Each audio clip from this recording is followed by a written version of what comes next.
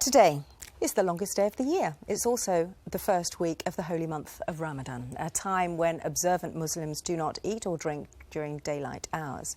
This year, though, the scholar Usama Hasan has issued a fatwa, a ruling on a point of Islamic law, calling for those fasting hours to be shortened to protect the vulnerable, like children and the elderly. So should the Ramadan fast actually be shorter? Usama Hasan joins us now from our newsroom studio. Welcome to the programme. Why have you issued this fatwa? It's actually not a new fatwa. It was issued centuries ago by Muslim jurists and over the last century by several scholars in Egypt and Syria and places like that.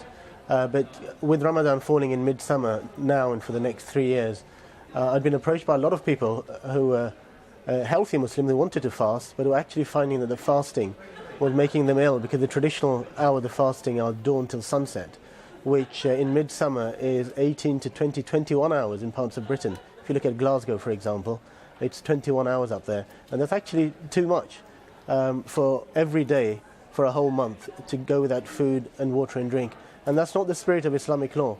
Islam has always had a spirit of compassion and justice and self-development.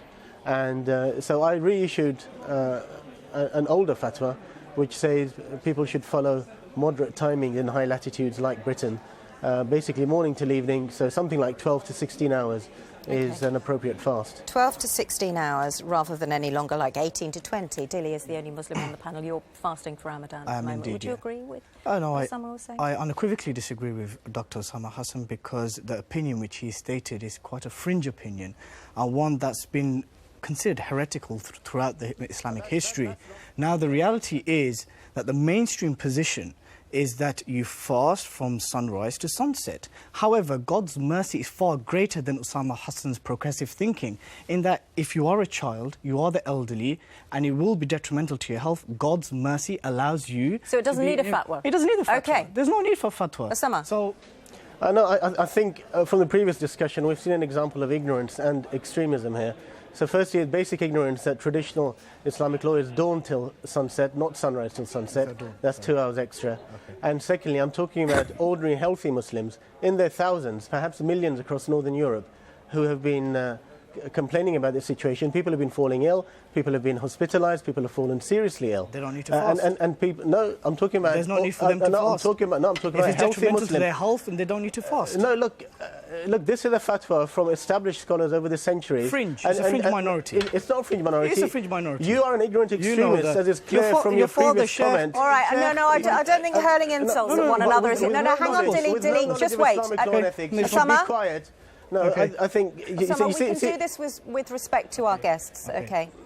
If you just finish your point. Okay. Yeah, no. Well, respect works both ways, and I think the views here are clear. Now, as I said, it is the view of many jurists around the world, and over the last few centuries they have issued this, and it is too much. I mean, I'd like to ask Dilly, what did you want people in Glasgow to do? 21, 22-hour fast? Is that really reasonable? If it's not detrimental to their health, why not? We're not going to get a compromise here, are we? If it's not detrimental to their health. Okay.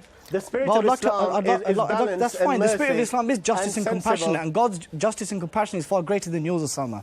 What you have to understand. But I do follow the opinion of one scholar, Imam Suhaib Hasan. All right. Imam Suhaib Hasan is a great scholar, and he's of my opinion. You should look into it. Dilly, thank you very much. Thank you, Usama. Thank you very much. God's mercy is far greater than extremists that you unfortunately bring onto the panel. All right. Imam Suhaib Hasan might be an extremist. That's enough. Thank you very much. You consider Imam Suhaib Hasan an extremist. As is clear from your previous comments. Usama, thank you very much for your contribution. We do value it. Thank you.